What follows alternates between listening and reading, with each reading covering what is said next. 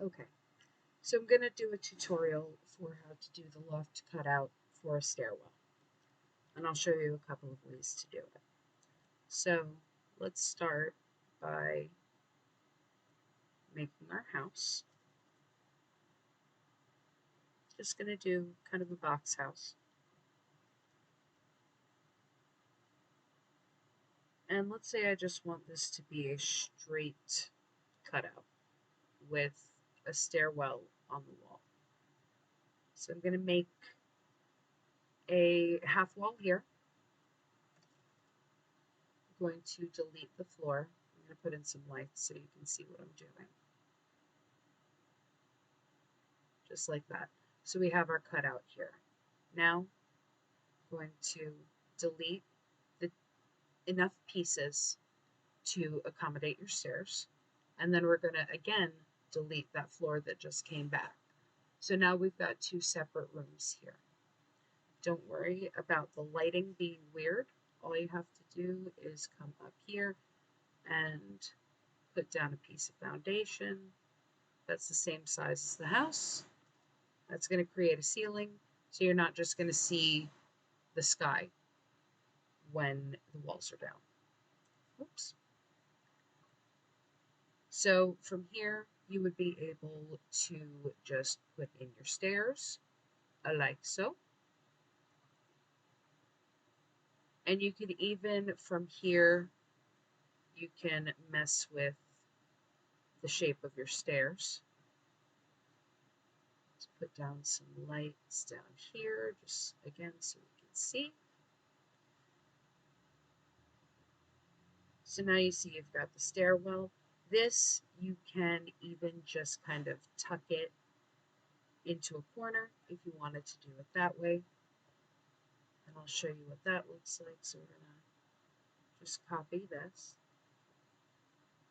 Let's build a ceiling. Make another copy. So we've got our little box house. Let's say I want my stairs to be in this corner. So in this case, I'm going to build the stairs first. So we're going to grab this one and face it the way that we want to. Sometimes I do this outside just to make it a little easier to see what I'm doing, and make it whatever shape you want it to be. As you can see, there are a few different levels.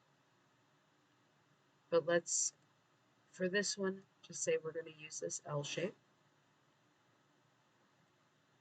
I'm going to put that right there, right in that corner. Now I'm going to do this with a fence instead of with a half wall like I did with the other one. So with this fence, I'm going to trace my stairwell here. And then let's say I want this whole area to be cut out. So again, what we're going to do is delete that floor and start deleting the fence. It's going to bring the floor back. Delete it again. And delete your fence. So once again, like we did with the other one, going to put down a piece of foundation so that we have a ceiling. And so let's make this look nice. So the way that I did the one that I shared for you is this was basically like a little alcove, or like a hallway. I'm going to grab my gray wall paint with the wainscoting, not wainscoting, excuse me. It is white trim. So gray with white trim, paint all the walls, and put in the matching banister that goes with the season's fence, and I'm going to make that white as well, just so it looks a little bit cleaner. Paint up here. And I actually really like to use the Glorious Grain Hardwoods in this swatch.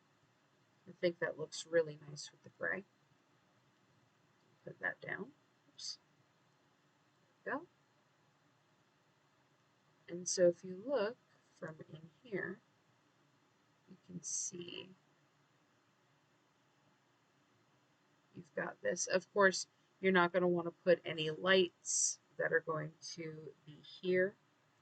And usually the light that I use, depending on what type of house I'm trying to make. If it's a traditional house, I might go with a different one, but sometimes I go with the same. It is in here, I believe it's from Spa Day. Yep, it is. So the Stellar Spiral. You can center that. I usually do the medium height walls so that there's enough room for this gigantic light fixture. Now, if you're going to paint with the full room tool on these walls, you can, but just keep in mind that it will paint the outside wall as well. So you're going to want to do that last when you want to put up, let's say, your brick or your siding. You're going to want to place that area individually instead of with the by room tool. That was my bad. As you can see, it doesn't actually come out on that side. So that is how you make the little cutouts. If you have any questions, let me know. I'll be happy to help you out.